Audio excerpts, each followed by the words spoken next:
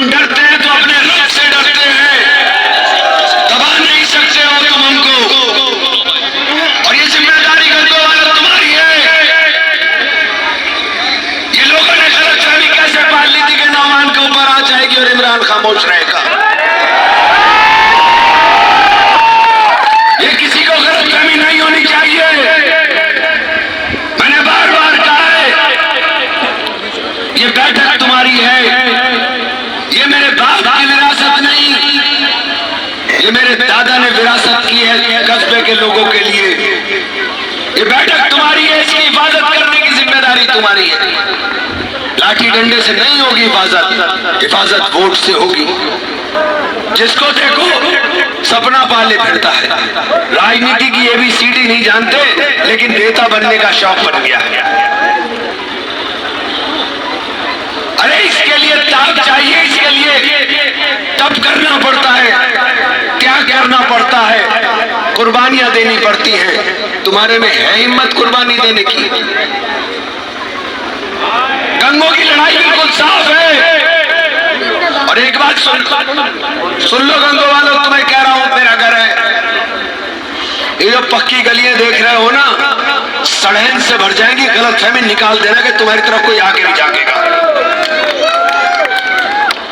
गंदगी का ढेर लग जाएगा। सहारनपुर में जाकर के देख लो कि सहारनपुर में तुम्हारे गली और महलों में कितनी बर्बादी है। महीनों महीनों सफाई वाले नहीं आते।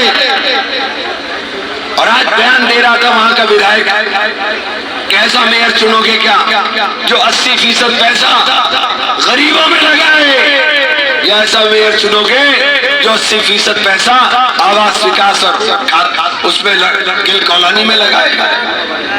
क्यों कह रहा था वो ये बात? वो ये बात इसलिए कह रहा था कि जब मैं चेयरमैन था, मैंने सारा पैसा आपकी बस्तियों में लगा दिया था, और यहाँ आप लगातार चेयरमैन हो। मैं भी राइन साहब को बता रहा था, मैंने कहा यहाँ कोई कच्ची गली नहीं है गंगों के अंदर, कोई कच्ची गली नहीं, ना हिंदुओं की ना मुसलमानों की। लेकिन तुम्हें कह रहा हूं खास तौर से याद रख लेना, इनको तो रास्ता, कोई कच्ची गली नहीं, ना हिंदुओं की ना मुसलमानों की। लेकिन तुम्हें कह रहा हूं खास तौर से याद रख लेना, इनको तो रास्ता मिल जाएगा, तुम्हारे पास रास्ता नहीं है, तुम्हारे पास रास्ता नहीं है।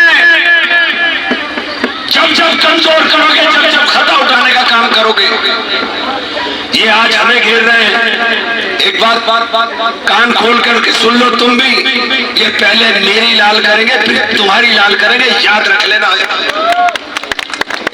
ये जिस तरफ जा रही है सियासत, अकलमंदी इसी में है कि एक एक वोट का सही इस्तेमाल हो। और ये वोट दुधारी तलवार है, दुधारी तलवार है, या तो ताकत देगी या बर्बादी देगी। अगर हमारी बर्बादी देखनी है तो वोट मत देना, और ताकत देख करके आपको पता है कि ताकत क्या होती है। इसलिए आपसे कहना चाहता हूं, अरे काट दो मेरा फोन यार, क्यों सुन रहे हो मेरा फोन यार, अजीब बेवकूफ आदमी हो। शोर मचाएंगे वो तो पीछे से मचा ही रहे शोर। मैं साफ साफ कहना चाहता हूं कि सीट बचाने की जिम्मेदारी तुम्हारी है, निभाओगे कि नहीं निभाओगे? देखो ये ताकत, ये वजूद, ये हैसियत आपकी देन है। मैं आपसे गुजारिश करने के लिए आया हूं, और ये कहने के लिए आया हूं क्योंकि मेरा घर है कि नौमान से किसी के लिए कोई गलती हुई हो, मैं हाथ जोड़ के माफी मांगता हूं। मेरे से कोई गलती हुई हो, हाथ जोड़ के माफी मांगता हूं। लेकिन इस विरासत को, इस ताकत को खत्म करने के बारे में सोच भी मत लेना। ये बहुत गरीबों की दुआओं का नतीजा है, ये मेरे बुजुर्गों की कुर्बानी का नतीजा है। और अब जब मैं बसपा में चला गया, अगर खुदा न खास्ता गंगों में तुमने कुछ उल्टा सीधा कर दिया तो मेरी क्या हैसियत बहन जी की नजरों में होगी, ये सोच करके वोट देने से पहले 50 बार सोच लेना। आपसे हाथ जोड़कर कहकर जा रहा हूं, मैंने ऐसे वोट नहीं मांगा तुमसे, लेकिन पहली बार हाथ जोड़ के मांग रहा हूं, हाथ जोड़ के वोट मांग रहा हूं। कोई गलती हो माफ करना, लेकिन एक एक वोट साथियों हाथी के निशान पर दे देना।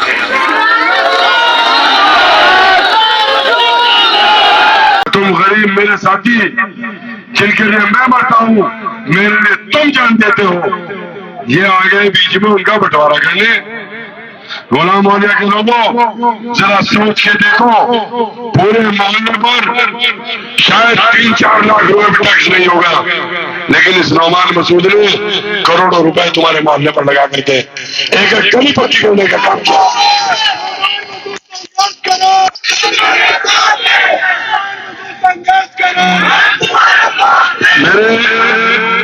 मेरे आदरणीय नेता, जिनकी वजह से बहुजन समाज पार्टी में मैं गया, जिनकी दुआओं से, जिनके हाथ से मैंने विधानसभा का चुनाव लड़ा, आदरणीय शमसुद्दीन राही साहब यहाँ पर मौजूद है।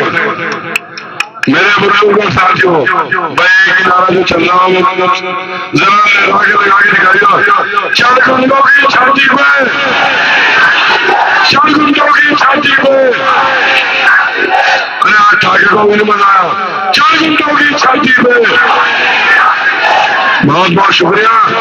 और मैं सभी वक्ताओं से माफी मांगते हुए सीधे अपने प्रभारी, अपने नेता और बहन जी, हमारी नेता आदरणीय मायावती जी की तरफ से आपके और हमारे बीच में उनके प्रतिनिधि के रूप में आए आदरणीय शमसुद्दीन राही साहब से गुजारिश करूंगा कि वो अपने ख्यालों का इजहार करें।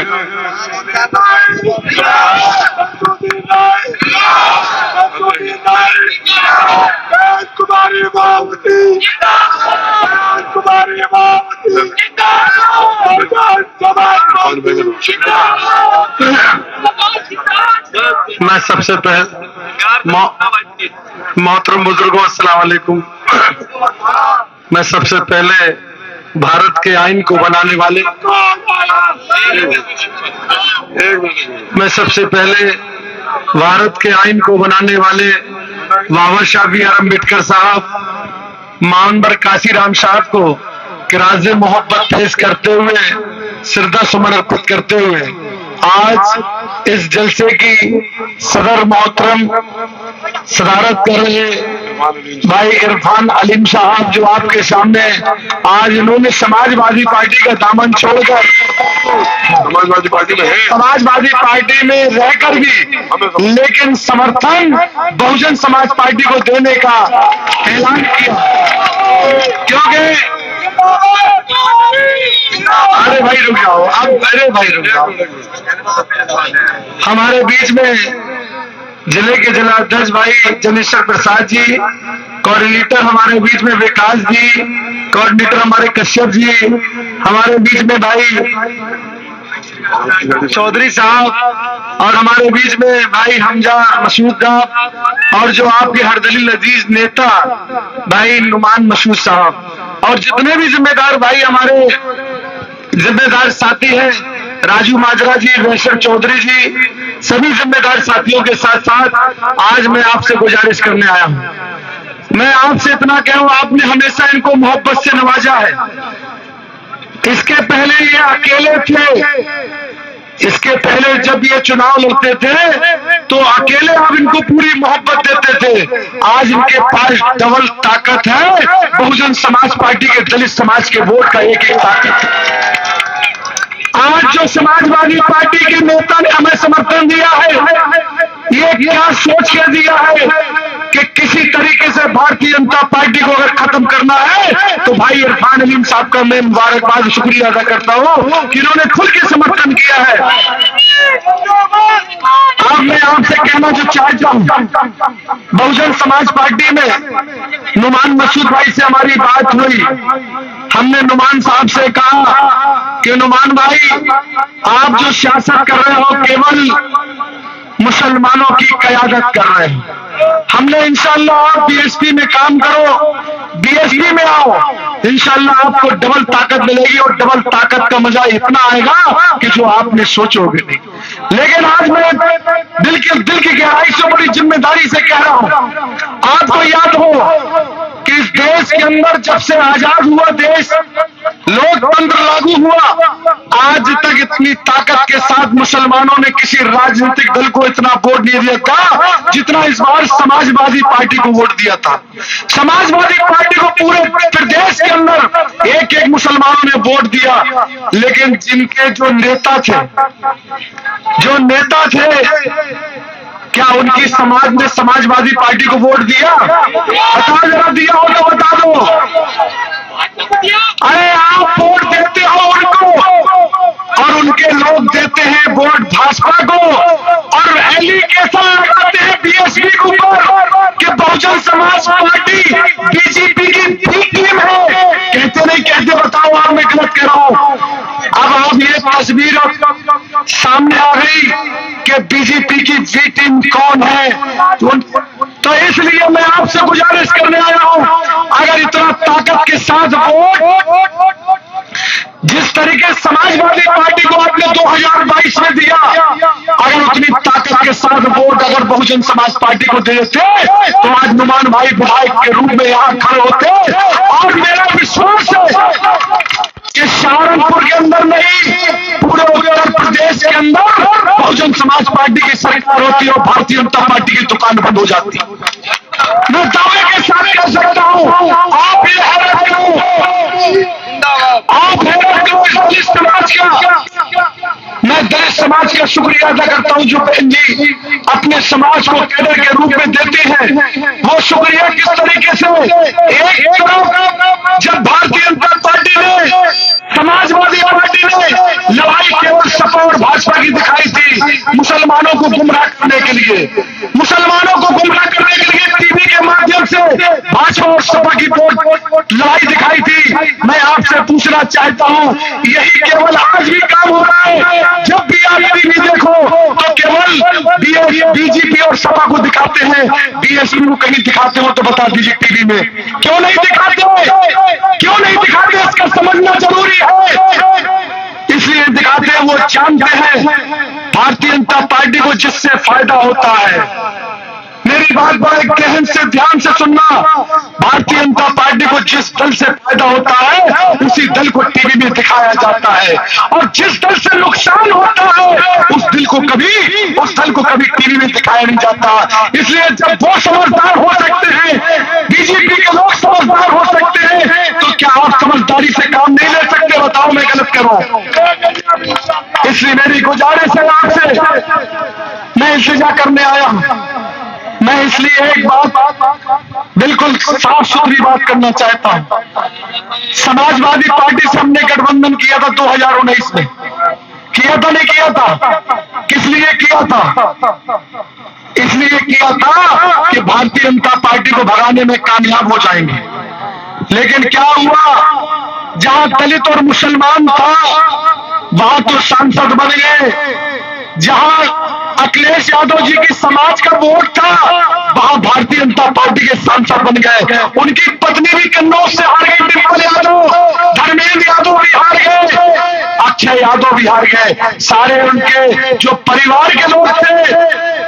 अरे अखिलेश यादव जी, आपकी समाज ने आपके परिवार को ही वोट नहीं दिया तो आप क्या अपने आप को अच्छा करोगे मुसलमान को वोट दिलाने की?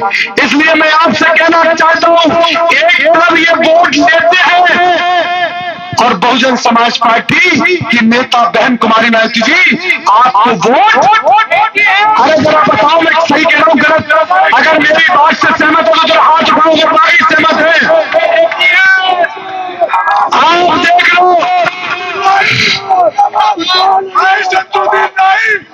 अगर आपने वही गलती, अगर वाकई आप भारतीय जनता पार्टी को आईना दिखाना चाहते हो, जब सपा की सरकार थी तो उसको अपराधियों की सरकार कहा जाता था, और बीजेपी की आज सरकार है तो बिल्डोजर की सरकार कहा जाता है। लेकिन जब बीएसपी की सरकार थी तो कहते थे सर्जन हिताय सर्जन सुखाय की सरकार है, भाईचारे की सरकार है, बीएसपी में अमन चैन भाईचारा रहता है। मैं आपको कहना चाहता हूं कि जब बीएसपी की सरकार थी अंदर कोई भी दंगा या फसाद न हो तो बता दो आप। अगर एक भी सरकार में दंगा नहीं हो पाएगा, अरे जब तुम अखिलेश यादव जी अपनी समाज की तरफ देख सकते हो, जब अखिलेश यादव जी तुम अपनी समाज की तरफ देख सकते हो, तो भाई हमारे इमरान भाई भी, हमारे इरफान भाई भी अपने भाई की तरफ देख सकते हैं। अपने भाई को जिताने का काम दलित को दिल से लगा लिया, उस दिन भारतीय जनता पार्टी खत्म हो जाएगी और नस्ल नाबूद हो जाएगी। मैं दावे के साथ कह के अपनी बात को खत्म करता हूँ। जय भीम, जय भारत, खुदा हाफिज। हमजा, मैं एक मिनट रुको। हमजा मसूद से चाहूंगा कि एक शेर ये भी पढ़ दो अध्यक्ष भाषण इरफान भाई।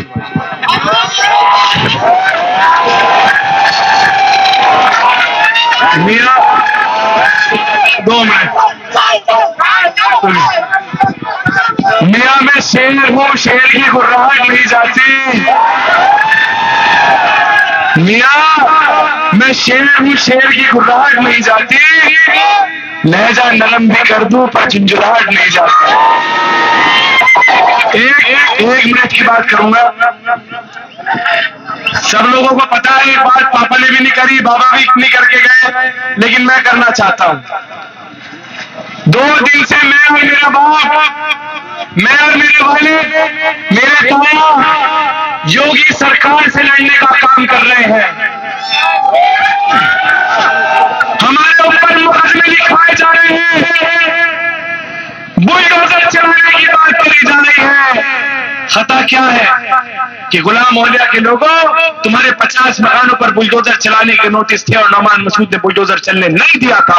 यह खता है। अगर हमारे घर पे बुलडोजर चला दिए तो क्या अपने घर में रख लोगे? तो खुल के लड़ाई लड़ो इनसे। इसलिए आने वाली 4 तारीख को चढ़ गुंडों की छाती पे, चढ़ गुंडों की छाती पे, चढ़ गुंडों की छाती पे। कल का जलसा मोहल्ला सभा में ही लाइव बख्श के अंदर भाषणबाजी वहां करूंगा। ईशा के बाद हमने हमारे अध्यक्ष इरफान अलीम साहब से,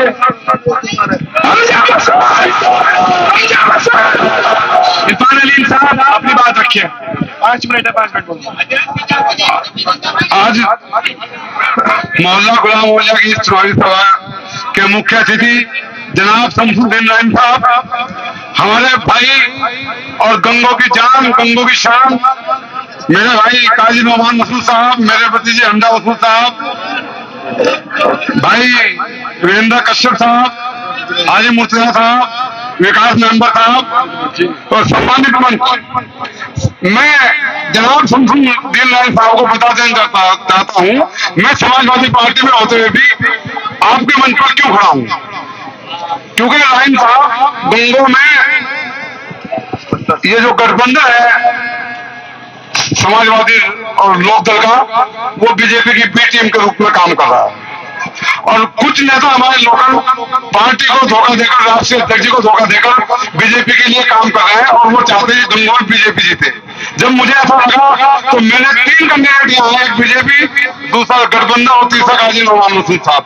तो मुझे तीनों में इनका चरित्र, इनकी नेतृत्व अक्षमता, इनकी कार्यशैली, इनकी भाईचारे रखने की जो अक्षमता है, उसको देखते हुए मैंने आपके कैंडिडेट को सपोर्ट किया है। और इंशाल्लाह आपको यकीन दिलाना चाहता हूँ, पिछला चुनाव 2017 में आप 9,800 वोट पाकर 3200 वोटों में जीतना काम किया था। आपको यकीन दिलाना चाहता हूँ इंशाल्लाह इस बार और 10,000 वोट ज्यादा आपकी जीत होने जा रही है।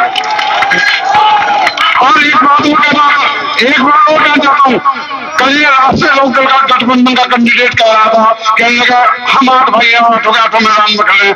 ये तो पूरा परिवार आज आपके सामने स्टेज पर खड़ा है और इस साथ में पूरी गंगों के भाई इनके साथ हैं। और मैं उसके बारे में बता दूं, जो आदमी अपने परिवार को नहीं संभालता, उसके दोनों बेटे उसके साथ नहीं है, उसकी बेटी उसके साथ नहीं है। अगर उसकी बेटी उसके साथ नहीं,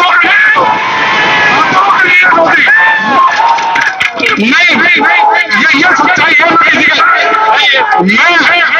मैं किसी के जातिगत बात नहीं करना चाहता, लेकिन जब कोई कहता है तो उसका जवाब दिया जाता है। इसी के साथ मैं अपनी बात समाप्त करता हूँ और सभी लोगों का शुक्रिया अदा करता हूँ। भाई मीडिया वाले जो बंधु हैं भाई जो है वो घर पे आप लोग आ जाए। शमसुद मीडिया वाले जितने भी मेरे साथी हैं वो सब लोग घर पे आ जाए, वहीं पे शमसुद्दीन भाई साहब बात करेंगे। भाई कल महिला सराय के